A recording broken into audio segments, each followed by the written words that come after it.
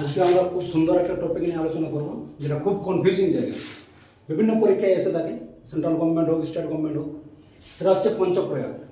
তাহলে পঞ্চপ্রয়াগ, আজকে আমাদের ক্লাসে পঞ্চপ্রয়াগ সুন্দরভাবে একটা ট্রিক্সও দেবো, প্লাস হচ্ছে কি তার উৎসগুলো জানবো, এবং পরবর্তীকালে এখান থেকে যদি কোশ্চেন আসে তাহলে অবশ্যই সেটা সলভ হবে। দেখো, তাহলে পঞ্চপ্রয়াগ উত্তরাখণ্ডে আমরা দেখতে পাবো পঞ্চপ্রয়াগ।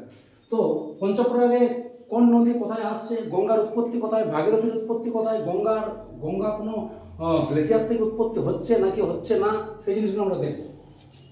প্রথমে আমরা কি দেখব? প্রথমে উত্তরাখণ্ডে বদ্রীনাথ বলে, আমরা বদ্রীনাথ ধাম আমরা তো যাই সবাই, তো সেই বদ্রীনাথ ধামের ওখানে আছে কি শতপথ গ্লেসিয়ার। সেই শতপথ গ্লেসিয়ার থেকে উৎপত্তি হচ্ছে একটা নদী, যে নদীটার নাম হচ্ছে Alaknanda. A for Alaknanda. Okay, Alaknanda.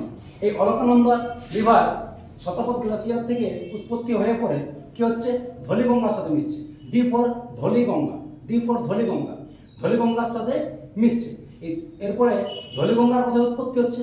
ধলিগঙ্গার উৎপত্তি হচ্ছে উত্তরাখণ্ডের নীতি ভ্যালি, অর্থাৎ নীতি উপত্যকার সামনে বসুন্ধরা যে তাল আছে, সেই বসুন্ধরা তাল থেকে উৎপত্তি হচ্ছে।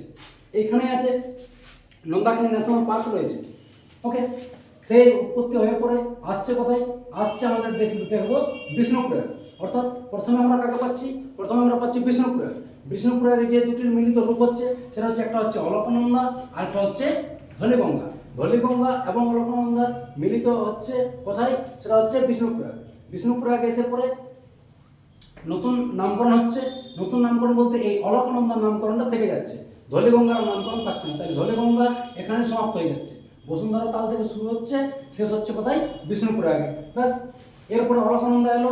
অলকনন্দা আসছে কত দূর? এখানে নন্দাকিনী পর্যন্ত আসছে। অর্থাৎ নন্দাকিনীর এখানে সমাপ্ত হচ্ছে। এখানে হচ্ছে নন্দপ্রয়াগ। নন্দাকিনীর উৎপত্তি কোথায় হচ্ছে?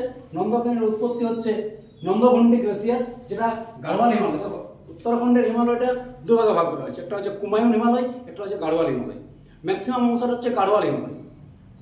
ওকে, কুমায়ুন হিমালয়টা অল্প। তাহলে গাড়োয়াল হিমালয় থেকে উৎপত্তি হচ্ছে তোমার নন্দাকিনী নদী। নন্দাকিনী যদি স্পেশাল যদি বলে যে কোথা থেকে উৎপত্তি, তখন হবে নন্দঘণ্টি গ্লেসিয়ার, অর্থাৎ নন্দঘণ্টি হিমবাহ থেকে উৎপত্তি হচ্ছে নন্দাকিনী। সে এসে কি করছে? অলকনন্দার সাথে মিশছে কোথায়? আসছে? নন্দপ্রয়াগে মিশছে। তাহলে একটা প্রয়াগ আমরা পেয়েছি বিষ্ণুপ্রয়াগ, 2 নম্বর প্রয়াগ পেলাম কি আমরা? নন্দপ্রয়াগ। নেক্সট আমরা দেখবো নামকরণ কিন্তু অলকানন্দে থেকে যাচ্ছে। এইখানে আরো কিছুটা এসে পড়ে কোথায় মিশছে? কর্ণপ্রয়াগে একটা নতুন আরেকটা আমরা দেখতে পাচ্ছি। কি দেখতে পাচ্ছি? এখানে পিন্ডারি নদী কার সাথে মিশছে? অলকনন্দার সাথে মিশছে। এই পিন্ডারি নদীর উৎপত্তি কোথায় হচ্ছে?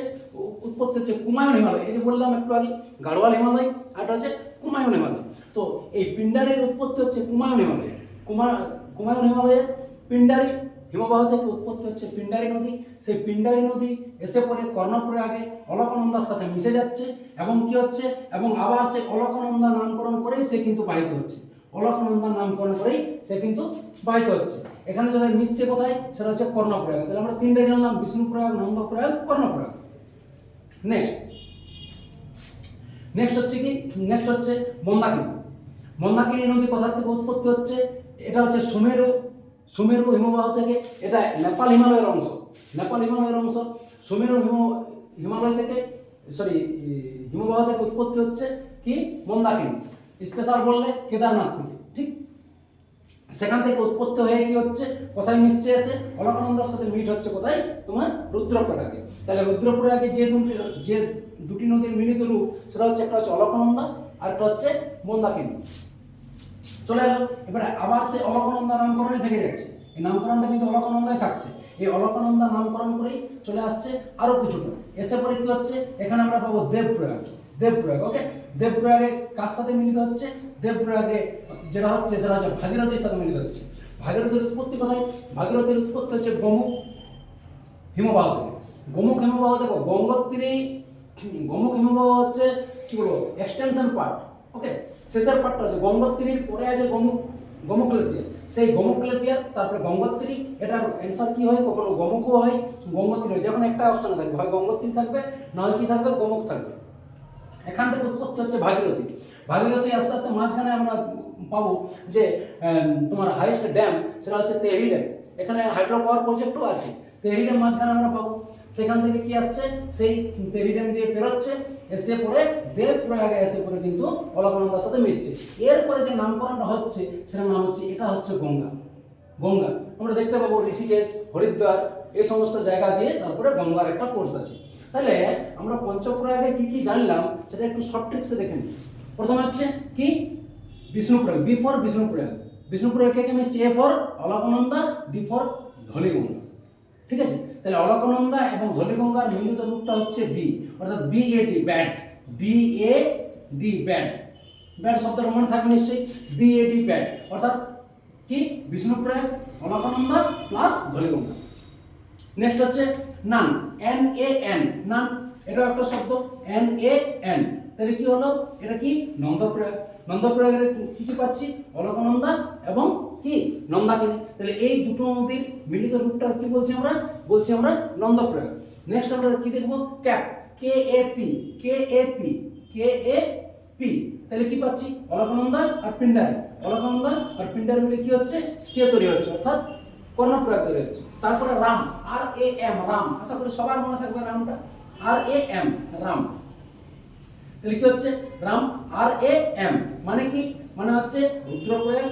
রুদ্রপ্রয়াগে কোন দুটো নদী মিলিত হচ্ছে, একটা হচ্ছে অলকানন্দা আর একটা হচ্ছে মন্দাকিনী। অলকানন্দা আর মন্দাকিনী, তো সব জায়গায় এ কিন্তু থাকবেই, অলকানন্দা থাকবেই। ওকে, আচ্ছা, কর্ণপ্রয়াগ হলো, নন্দপ্রয়াগ হলো, এটা হয়ে গেছে ব্যাট। ওকে, নেক্সট হচ্ছে DAB, দেবপ্রয়াগ। দেবপ্রয়াগে কে পাচ্ছি আমরা, কাকে পাচ্ছি, অলকানন্দাকে পাচ্ছি আর ভাগীরথীকে পাচ্ছি। তাহলে এই হলো পাঁচটা। এরপরে কোশ্চেন আছে সিকোয়েন্সিয়াল সাজাতে বলে, সিকোয়েন্স একটা নির্দিষ্ট, যে প্রথমে কোনটা, পরে কোনটা, তারপরে কোনটা, লাস্টে কোনটা। তাহলে দেখো কি কি আছে, BNKRD,